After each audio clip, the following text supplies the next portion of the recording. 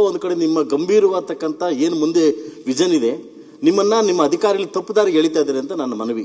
ನಾನು ಎಕ್ಸ್ಪೆಕ್ಟ್ ಮಾಡಿದ್ದೆ. ಇದು ನಾವು ಇದು ಮಾಡಿಲ್ಲ, ಅನ್ಯಾಯ ಮಾಡಿಲ್ಲ, ನಾವು ಒತ್ತುವರಿ ಮಾಡಲ್ಲ ಅಂತ ಹೇಳ್ತಾರಲ್ಲ ನಮ್ಮ ಸಭಾಧ್ಯಕ್ಷರೇ. ನಮ್ಮ ಮಿನಿಸ್ಟರ್ ಒಂದು ಮಾತು ಕೇಳ್ತೀನಿ. ರಾತ್ರಿ 8 ಗಂಟೆಗೆ ಪೊಲೀಸ್ ಕರ್ಕೊಂಡೋಗಿ ತೆರವುಗೊಳಿಸೋದು ಇದೇನಂತಾರೆ? ಇದು ದೌರ್ಜನ್ಯ ಅಂತ ಕರೆಯಲ್ವಾ?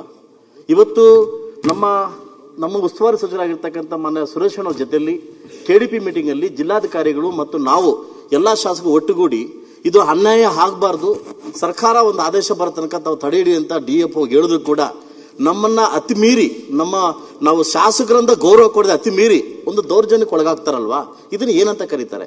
ಇದು ನನ್ನ ಮುಳಬಾಗಲ್ ತಾಲೂಕಿನ ಒಬ್ಬನ ಸಮಸ್ಯೆ ಅಂತ ನಾನು ಮಾತಾಡ್ತಾ ಇಲ್ಲ. ಇಡೀ ಕೋಲಾರ ಜಿಲ್ಲೆದ ಎಲ್ಲಾ ರೈತರು ಕೂಡ ಇದೇ ಸಮಸ್ಯೆ ಆಗ್ತಾ ಇದೆ. ಇವತ್ತು ಏನಾಗಿದೆ ಅಂತಂದ್ರೆ, ಇಡೀ ಸರ್ಕಾರನೇ ಒಂದು ಕಡೆ ಇದ್ದಾಗ ನಿಮ್ಮ ಅರಣ್ಯ ಇಲಾಖೆನೇ ಒಂದು ಕಡೆ ಇದೆ. 90-80 ವರ್ಷದಿಂದ ಅದಿಂದಿರ್ತಕ್ಕಂಥ ಜಮೀನುಗಳನ್ನ ಏಕಾಏಕಿ ಇದು ಅರಣ್ಯ ಇಲಾಖೆ ಬರ್ತಾ ಇದೆ ಅಂತ ಕಿತ್ಕೊಳ್ಳೋದು ಇದು ಯಾವ ಧರ್ಮ ಅಂತ ನಾನು ಪ್ರಶ್ನೆ ಕೇಳಕ್ ಬಯಸ್ತೀನಿ. ಇವತ್ತು ನನ್ನ ಕ್ಷೇತ್ರದ ಒಂದು ಊರು ಶೆಟ್ಬರ್ಟ್ ಅಂತ ಒಂದು ಊರು, ಇವತ್ತು ಸರ್ವೆ ನಂಬರ್ 73-72ರಲ್ಲಿ ಗೋಮಾಳ ಜಮೀನು 22 ಎಕರೆ ಇದೆ. 90-80 ವರ್ಷಗಳಿಂದ ಕೊಟ್ಟಿದ್ದಾರೆ, ಗೋಮಾಳ ಜಮೀನು ಕೊಟ್ಟಿದ್ದಾರೆ, ಪಾಣಿ ಹೊಡ್ತಿದೆ, ರೈತರು ಅಧೀನದಲ್ಲಿದ್ದಾರೆ. ಅಲ್ಲಿ ಸ್ಕೂಲ್ ಇದೆ, ಒಂದು ಅಂಗನವಾಡಿ ಇದೆ, ಎಲ್ಲಾ ರೀತಿ ಇದ್ರೂ ಕೂಡ ರಾತ್ರಿ 8 ಗಂಟೆಗೆ ಹೋಗ್ಬಿಟ್ಟು ನಂದು ಅಂತ ಕಿತ್ಕೊಳ್ತಕ್ಕಂಥ ಧರ್ಮ ಇದೆಯಲ್ಲ, ಇದು ಯಾವ ಮಟ್ಟಕ್ಕೆ ಸರಿ ಅಂತ ನಾನು ಕೇಳ್ತೀನಿ. ಯಾಕಂದ್ರೆ ಇದೀ ನಮ್ಮ KDPದಲ್ಲಿ ನಮ್ಮ ನೋವನ್ನ ನಮ್ಮ ಉಸ್ತುವಾರಿ ಸಚಿವರು ಹೇಳಿದ್ವಿ, ಎಲ್ಲಾ ಶಾಸಕರು ಹೇಳಿದ್ವಿ, ಆ ಎಮ್ಮನ್ ಕರೆದು ಮಾತಾಡಿದ್ವಿ, DF ಕರೆದು ಮಾತಾಡಿದ್ವಿ. ಸದ್ಯಕ್ಕೆ ಸಾಕು ನಿಲ್ಲಿಸಿ, ಸರ್ಕಾರದಿಂದ ಒಂದು ಆದೇಶ ಬರ್ತಕ್ಕಂಥ ನಿಲ್ಲಿಸಿ ಅಂತಂದ್ರು ಕೂಡ ನಮ್ಮನ್ನ ಅತಿ ಮೀರಿ ಕೂಡ ಅಮ್ಮ ಹೋಗ್ತಿದ್ರು ಅಂತಂದ್ರೆ ಇದು ನಮಗೆ ಶಾಸಕರಾಗಿ ಒಬ್ಬ ಜಿಲ್ಲಾ ಉಸ್ತುವಾರಿ ಅವ್ರಿಗೆ ಮರ್ಯಾದಿಲ್ವಾ? ಯಾಕಂದ್ರೆ ಸುಮಾರು ವರ್ಷಗಳಿಂದ ಇದು ಕಾಟ ಆಗ್ತಾ ಇದೆ. ಇದು ನಾನೊಬ್ಬಂದಲ್ಲ, ನನ್ನ ತಾಲೂಕದಲ್ಲ, ಎಲ್ಲಾ ತಾಲೂಕಲ್ಲೂ ಇದೇ ಆಗ್ತಾ ಇದೆ. ಇದಕ್ಕೆ ಪೂರಕವಾಗಿ ಒಂದು ಗಮನ ತಂದಿದ್ದೆ ನಮ್ಮ ಸಚಿವರಿಗೆ. ಅಣ್ಣ, ಅನ್ನಳ್ಳಿ ಸರ್ವೆ ನಂಬರ್ 117, 118, 119 25 ಎಕರೆ ಜಮೀನನ್ನ ಒಂದು ಕ್ರೀಡಾಂಗಣಕ್ಕೆ ಅಲಾಟ್ ಮಾಡಿದ್ವಿ. ಇವತ್ತು ಯಾರೋ ಒಂದು ಗುಜರಾತ್ ಕಂಪ್ನಿಯವರು ನಮ್ಮ ಕುಮಾರಸ್ವಾಮಿ ಕಡೆ, ನಮ್ಮ ಅಣ್ಣ ಕಡೆಯಿಂದ ಒಂದು 25 ಕೋಟಿ ಹಣ ಬಿಡುಗಡೆ ಮಾಡ್ಕೊಂಡ್ ಬಂದಾಗ ಏಕಾಏಕಿ ಒಬ್ಬ ಶಾಸಕರು ಗೊತ್ತಿಲ್ಲದೆ ಇವ್ರು ಏನಾಗ್ತದೆ, ಇಲ್ಲಿ ಬಾವಲಿ ಓಡ್ತಿದೆ, ಕೊಡ್ಲಿಕ್ಕೆ ಆಗಲ್ಲ ಅಂತ ಒಂದು ನಿಮಗೆ ಲೆಟರ್ ಕಳಿಸ್ತಾರೆ. ಇದು ಯಾಕೆ ನಮ್ಗೆ ಅರ್ಥ ಆಗ್ತಾರೆ? ಎಲ್ಲಿ ಹೋಗ್ತಿದೆ ಅರ್ಥ ಆಗ್ತಲ್ಲ. ನಿಮಗಿರ್ತಕ್ಕಂಥ ಕಾಳಜಿ ನಿಮ್ಮ ಅಧಿಕಾರಿಗಳು ಯಾಕೆ ಬರ್ತಾ ಇಲ್ಲ ಅಂತ ಅರ್ಥ ಆಗ್ತಲ್ಲ ನಮ್ಗೆ. ಇವತ್ತು ನಾವು ಈ ಸರ್ಕಾರದಲ್ಲಿ ನೀವು ಸಚಿವರಾಗಿದ್ರು ಕೂಡ, ನಾವು ಶಾಸಕರಾದ್ರು ಕೂಡ, ದಿನ ಬೆಳಗ್ಗೆ ಆದ್ರೂ ಕೂಡ ರೈತರ ಸಮಸ್ಯೆ ಇದಾಗ್ತಾ ಇದ್ರೆ ಇದೆಲ್ಲ ಒಂದ್ ಕಡೆ ನಮ್ಗೆ ಅವಮಾನ ಆಗ್ತಾ ಇದೆ. ನೀವು ಅರ್ಥ ಮಾಡ್ಕೊಬೇಕು. ಇವತ್ತು ನೀವು ಮಾಡ್ತಕ್ಕಂಥ ಕೆಲಸಕ್ಕೆ ನಾವು ಅಡ್ಡಿಪಡಿಸ್ತಾ ಇಲ್ಲ. ನಮ್ಮ ಏನು ಜಂಟಿ ಸರ್ವೆ ಮಾಡಿ, ಯಾಕಂದ್ರೆ ನಮ್ಮ ಇವರು ಮತ್ತು ನೀವು ಜಂಟಿ ಸರ್ವೆ ಮಾಡಿ ಅದಿಂದಲ್ಲಿ ಕರ್ನಾಟಕ ನೀವು ನಿಮ್ದೇ ಆಗಿದ್ರೆ, ಏನೋ ಸರ್ ಅರಣ್ಯ ಇಲಾಖೆ ಆಗಿದ್ರೆ ಒಂದು ನೋಟಿಸ್ ಕೊಟ್ಟು, ಇಲ್ಲ ಅವ್ರಿಗೆ ರೈತರಿಗೆ ಒಂದು ಟೈಮ್ ಕೊಟ್ಟು ರೈತರ ಬೆಳೆ ಹಾಳಾಗ್ದಂಗೆ ಮಾಡ್ತಕ್ಕಂಥ ಧರ್ಮ ತಗೋಬೇಕು ಅಂತ ನನ್ನ ಮನವಿ. ಸನ್ಮಾನ್ಯ ಸಭಾಧ್ಯಕ್ಷರೇ, ಅರಣ್ಯ ಪರಿಸರ ಪ್ರಕೃತಿ ಸಂರಕ್ಷಣೆ ಮಾಡುವಂಥದ್ದು ನಮ್ಮೆಲ್ಲರ ಆದ್ಯ ಕರ್ತವ್ಯವಾಗಿದೆ. ಇವತ್ತು ಭೂಭಾಗದ ಸುಮಾರು 33% ಅರಣ್ಯ ಇರಬೇಕು ಅಂತ ಹೇಳಿದ್ರೆ ನಮ್ಮಲ್ಲಿ 21% ಅರಣ್ಯ ಇದೆ. ಕೋಲಾರಿನಲ್ಲಿ ಸುಮಾರು 50,000 ಹೆಕ್ಟೇರ್ ಅರಣ್ಯ ಪ್ರದೇಶ ಇದೆ, 7% ಅರಣ್ಯ ಇದೆ. ಕೋಲಾರ ಜಿಲ್ಲೆಯಲ್ಲಿ ಸುಮಾರು 9,860 ಎಕರೆ ಜಮೀನು ಅಕ್ರಮವಾಗಿ ಅರ್ಧ 5,000 ಎಕರೆ ಮಂಜೂರಾತಿಯಾಗಿದೆ. ಸುಮಾರು 4,000ಗಿಂತಲೂ ಹೆಚ್ಚಿನ ಒಂದು ಜಮೀನು ಒತ್ತುವರಿಯಾಗಿದೆ. ಈ ಎಲ್ಲೆಲ್ಲಿ ಒತ್ತುವರಿ ಆಗಿದ್ದಂಥ ಪ್ರಕರಣಗಳಿದ್ದಾವೆ. ಅದರಲ್ಲಿ ವಿಶೇಷವಾಗಿ ಗೌರವಾನ್ವಿತ ಸದಸ್ಯರು ಏನೊಂದು ಪ್ರಶ್ನೆ ಮಾಡಿದ್ದಾರೆ, ಒಂದು ಆತಂಕವನ್ನು ವ್ಯಕ್ತಪಡಿಸಿದ್ದಾರೆ.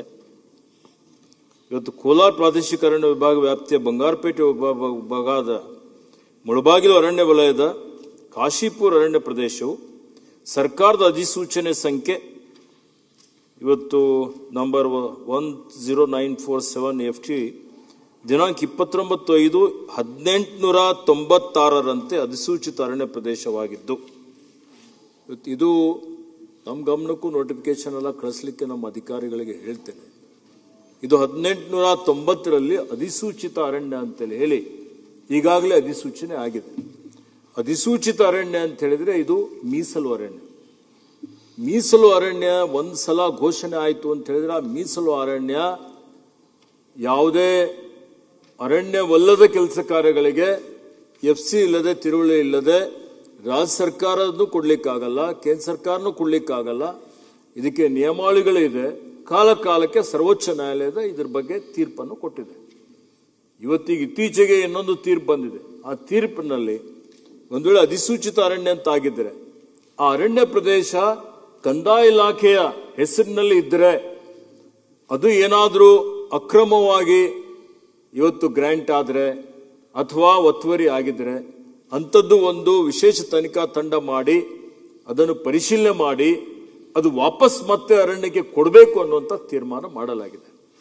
ಈ ಎಲ್ಲ ಹಿನ್ನೆಲೆಯಲ್ಲಿ ಇವತ್ತು ರಾಜ್ಯದಾದ್ಯಂತ ಬೆಂಗಳೂರು ಸೇರಿಕೊಂಡು ಈಗಾಗಲೇ ಬೆಂಗಳೂರಲ್ಲಿ ಸಹಿತ ಸುಮಾರು 250 ಎಕರೆ 10,000 ಕೋಟಿ ರೂಪಾಯಿ ಮೌಲ್ಯದ ಅರಣ್ಯ ಒತ್ತುವರಿ ಆಗಿದ್ದಂಥದ್ದು ನಾವು ತೆರವುಗೊಳಿಸಿದ್ದೇವೆ. ಅರಣ್ಯ ಅಂತೇಳಿ ಆಗಿದೆ. ಈಗ ಸುಮಾರು 30-40 ಸಾವಿರ ಕೋಟಿ ರೂಪಾಯಿ ಬೆಲೆ ಬಾಳುವ ಅರಣ್ಯ ಪ್ರದೇಶ ಒತ್ತುವರಿ ಬೆಂಗಳೂರಿನಲ್ಲಿ ಆಗಿದ್ದಂಥದ್ದು ಈಗ ವ್ಯಾಜ್ಯ ನಡೀತಾ ಇದೆ ಹೈಕೋರ್ಟಲ್ಲಿ, ಸುಪ್ರೀಂ ಕೋರ್ಟಲ್ಲಿ. ಈಗ ಏನು ರಾತ್ರೋರಾತ್ರಿ ಏಕಾಏಕಿ ಬರುವಂಥದ್ದಿದೆ, ಅದಕ್ಕೆ ಅವಕಾಶ ಇಲ್ಲ.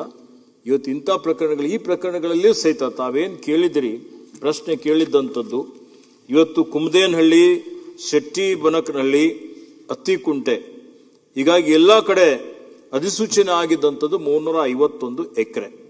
ಈ 351 ಎಕರೆಯಲ್ಲಿ ಸುಮಾರು ಒತ್ತುವರಿಯಾದ ಅರಣ್ಯ ಪ್ರದೇಶ 25 ಎಕರೆ. 25 ಎಕರೆ ಒತ್ತುವರಿ ಆಗಿದಂಥದ್ದು ನಮ್ಮ ಇಲಾಖೆ ಕಡೆಯಿಂದ ನನಗೆ ಬಂದ ಮಾಹಿತಿ ಪ್ರಕಾರ, ನನಗೆ ಕೊಟ್ಟ ಮಾಹಿತಿಯಲ್ಲಿ ಏನಾದರೂ ಹೆಚ್ಚು ಕಡಿಮೆ ಇದ್ರೆ ತಮಗೆ ಬೇಕಾದ್ರೆ ನಾನು ಕರೆಸ್ತೊಂದು ಸಭೆ ಮಾಡ್ತೀನಿ. ಇವತ್ತು ನನಗೆ ಕೊಟ್ಟ ಮಾಹಿತಿ ಪ್ರಕಾರ ಈ 25 ಎಕರೆ ಏನು ಒತ್ತುವರಿ ಆಗಿದ್ದಂಥದ್ದು ಆ ಒತ್ತುವರಿದಾರರಿಗೆ ನೋಟಿಸ್ ಕೊಡಲಾಗಿದೆ. ಅದಾದ್ಮೇಲೆ ಕೆಲವೊಂದು ಒತ್ತುವರಿದಾರರು ಇವತ್ತು ಕೋರ್ಟಿಗೆ ಹೋಗಿದ್ದಾರೆ. ಕೋರ್ಟಲ್ಲಿ ಡಿಸ್ಮಿಸ್ ಮಾಡಿದೆ. ಕೋರ್ಟ್ ಡಿಸ್ಮಿಸ್ ಮಾಡಿದ ಮೇಲೆ ನಮ್ಮ ಇಲಾಖೆ ಅಧಿಕಾರಿಗಳು ಒತ್ತುವರಿ ತೆರವು ಮಾಡುವಂತ ಕೆಲಸವನ್ನು ಮಾಡಿದ್ದಾರೆ. ತೆರವು ಮಾಡೋಕ್ಕಿಂತ ಪೂರ್ವದಲ್ಲಿ ಏನ್ ನಿಯಮ ಇದೆ 64A ಮಾಡುವಂಥದ್ದು, 64A ನಿಯಮ ಮಾಡುವಂಥದ್ದು ACFಗಳು ಮಾಡ್ತಾರೆ. ACFಗಳು ಮಾಡಿದ ಮೇಲೆ ಮುಂದೆ ಮತ್ತೆ CFಗೆ ಅವರು ಅಪೀಲ್ ಹೋಗ್ಬೋದು. ಅಪೀಲ್ ಹೋಗ್ಲಿಕ್ಕೂ ಅವಕಾಶ ಕೊಡಲಾಗಿದೆ. ಅಪೀಲ್ ಅವರು ಹೋಗಿದ್ದಂತಹ ಸಂದರ್ಭದಲ್ಲಿ ಅಪೀಲ್ ಸಹಿತ ಡಿಸ್ಮಿಸ್ ಆದ ನಂತರ ಅವರಿಗೆ ಮಾಹಿತಿಯನ್ನು ಕೊಟ್ಟು ಈ ಒತ್ತುವರಿ ತೆರವು ಕಾರ್ಯಾಚರಣೆ ನಡೆದಿದೆ. ಕಾನೂನುಬದ್ಧವಾಗಿ ನಿಯಮಾನುಸಾರವೇ ಒತ್ತುವರಿ ತೆರವು ಮಾಡಲಾಗಿದೆ. ಇದು ಮುಂದಿನ ಪೀಳಿಗೆ ಹಿತದೃಷ್ಟಿಯಿಂದ ಮಾಡಿದಂಥದ್ದು. ಸುಮಾರು ರಾಜ್ಯದಲ್ಲಿ ಲಕ್ಷಾಂತರ ಅಂದ್ರೆ ಇವತ್ತು ನಾವು ಅರಣ್ಯ ಉಳಿಸುವಂಥದ್ದು ಬಹಳ ಅವಶ್ಯಕತೆ ಇದೆ. ಆದಾಗ್ಯೂ ಮಾನ್ಯ ಸದಸ್ಯರೇನು ಹೇಳಿದ್ದಾರೆ, ಅಧಿಕಾರಿಗಳು ಏಕಾಏಕಿಯಾಗಿ ಬರ್ತಾರೆ ಅಥವಾ ಯಾರ ಗಮನಕ್ಕೂ ತರೋದಿಲ್ಲ, KDPಯಲ್ಲಿ ಚರ್ಚೆ ಆಗಿದೆ ಅಥವಾ ಶಾಸಕರ ಗಮನಕ್ಕೂ ತರೋದಿಲ್ಲ ಅನ್ನುವಂಥದ್ದು ಏನು ಕಾಯ್ದೆ ಕಾನೂನು ನಿಯಮಗಳು ಅವೆಲ್ಲವನ್ನು ನಮ್ಮ ಅಧಿಕಾರಿಗಳಿಗೆ ನಾನು ಸೂಚನೆ ಕೊಡ್ತೇನೆ. ಇಂಥ ಪ್ರಕರಣಗಳಲ್ಲಿ ಮೊದಲೇ ಹೋಗಿ ಜನಪ್ರತಿನಿಧಿಗಳೇ ಇದ್ರ ಬಗ್ಗೆ ಮಾಹಿತಿ ಕೊಡಿ. ಇವತ್ತು ಕಾನೂನು ಮಾಡಿದಂಥವ್ರು ಇವತ್ತು ನಾವೆಲ್ಲ ಇದ್ದೇವೆ. ಕಾನೂನಲ್ಲಿ ಏನಾದರೂ ಬದಲಾವಣೆ ಮಾಡಬೇಕಂದ್ರೆ ಇಲ್ಲಿ ನಾವೇ ಮಾಡಬೇಕಾಗತ್ತೆ, ಅಥವಾ ಲೋಕಸಭೆಯಲ್ಲಿ ಮಾಡಬೇಕಾಗತ್ತೆ, ಅಥವಾ ಸರ್ವೋಚ್ಚ ನ್ಯಾಯಾಲಯಕ್ಕೆ ನಾವೇ ಹೋಗಿ ಒಂದು ಅಪೀಲನ್ನು ಆಗುತ್ತೆ. ಅವರು ಕಾಯ್ದೆ ನಿಯಮ ಕಾನೂನು ರೀತಿಯ ಅತಿಕ್ರಮಣ ತೆರವು ನಡೆದಿದೆ. ಮತ್ತೆ ತಾವು ಹೇಳಿದ್ದೀರಿ ಜಾಯಿಂಟ್ ಸರ್ವೆ ಮಾಡಿದ್ದಾರೆ, ಜಂಟಿ ಸಮೀಕ್ಷೆನೂ ಆಗಿದೆ. ಇವತ್ತು ಅರಣ್ಯ ಇಲಾಖೆ, ಕಂದಾಯ ಇಲಾಖೆ, ಮೋಜನಿ ಇವು ಮೂವರು ಕೂಡಿ ಜಂಟಿ ಸರ್ವೆನೂ ಮಾಡಿ ಜಂಟಿ ಸರ್ವೆ ಮ್ಯಾಪ್ ಸಹಿತ ಕೊಟ್ಟಿದ್ದಾರೆ. ಆ ಮ್ಯಾಪ್ ಕೊಟ್ಟ ನಂತರ ಇವತ್ತು ಯಾವುದು ಅರಣ್ಯವಲ್ಲದ ಪ್ರದೇಶದಲ್ಲಿ ಇವತ್ತು ಅರಣ್ಯ ತೆರವು ಮಾಡಿದ್ದಾರೆ ಅಂತ ತಾವು ಶಾಸಕರ ಗಮನದಲ್ಲಿದೆ. ಆದರೆ ಅರಣ್ಯವಲ್ಲದ ಪ್ರದೇಶದಲ್ಲಿ ಯಾವುದೇ ರೀತಿಯ ತೆರವು ಕಾರ್ಯಾಚರಣೆ ಆಗಿಲ್ಲ. ಅಂತ ಪ್ರಕರಣಗಳೇನಾದರೂ ಆಗಿದ್ರೆ ತಮ್ಮ ಹತ್ರ ಅದಕ್ಕೆ ಸಂಬಂಧಪಟ್ಟಂತೆ ಏನಾದರೂ ಇವತ್ತು ನಿಮ್ಮಲ್ಲಿ ಎವಿಡೆನ್ಸ್ ಇದ್ರೆ ನಾನು ಸೂಕ್ತ ಕ್ರಮ ತೆಗೆದುಕೊಳ್ತೇನೆ. ಉತ್ತರ ತುಂಬಾ ಚೆನ್ನಾಗಿ ಕೊಟ್ಟಿದ್ದಾರೆ, ಸೊಗಸಾಗಿ ಹೇಳಿದ್ದಾರೆ, ಒಪ್ಕೊಂತೀನಿ ಎಲ್ಲ ಹೇಳಿ. ಎಲ್ಲೋ ಒಂದು ಕಡೆ ತಮ್ಮ ಅಧಿಕಾರಿಗಳು ತಮ್ಮನ್ನ ಗಮನ ಬೇರೆ ಕಡೆ ಸೆಳೀತಾ ಇದ್ದಾರೆ. ಇವತ್ತು ಮುಳಬಾಗಲ್ ತಾಲೂಕಲ್ಲಿ ಕಳೆದ ವರ್ಷದಲ್ಲಿ 4.25 ಕೋಟಿ ಅಮೌಂಟ್ ಡ್ರಾ ಮಾಡಿದ್ದಾರೆ. ನಾನು ಪ್ರಶ್ನೆ ಕೇಳಿದೆ, ಏತಕ್ಕೋಸ್ಕರ ಡ್ರಾ ಮಾಡಿದ್ರಿ ಅಂತ ಪ್ರಶ್ನೆ ಕೇಳಿದೆ. ಅದು ಉತ್ತರ ಕೊಟ್ಟಿದ್ದಾರೆ. ಒಂದೊಂದು ಗಿಡ ಮೇಂಟೈನ್ ಮಾಡ್ಲಿಕ್ಕೆ 55,000 ರೂಪಾಯಿ ನಾವು ಡ್ರಾ ಮಾಡಿದೀವಿ ಅಂತ ಹೇಳ್ತಾರೆ. ಇವತ್ತು ಕೆಲವು ಅಧಿಕಾರಿಗಳು ಹೆಚ್ಚಿನ ವಿಡಿಯೋಗಳಿಗೆ ಪ್ರತಿಧ್ವನಿ ಯೂಟ್ಯೂಬ್ ಚಾನೆಲ್ ಸಬ್ಸ್ಕ್ರೈಬ್ ಮಾಡಿ, ಬೆಲ್ ಐಕಾನ್ ಕ್ಲಿಕ್ ಮಾಡಿ.